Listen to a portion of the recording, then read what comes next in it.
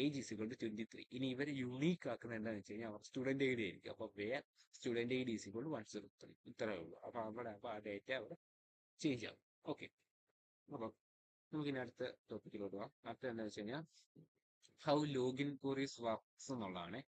എങ്ങനെയാണ് login queries work ആവുന്നത്. ഇപ്പം ഒത്തിരി വെബ്സൈറ്റുകളിൽ നമുക്ക് കാണാൻ പറ്റും SQL ക്വറീസ് ആണ് അവര് യൂസർ ക്രെഡൻഷ്യൽസിനെ വെരിഫൈ ചെയ്യാൻ വേണ്ടി, ലോഗിൻ ചെയ്യുന്ന സമയത്ത് വെരിഫൈ ചെയ്യാൻ വേണ്ടി കൂടുതലായിട്ട് ഉപയോഗിക്കുന്നത്.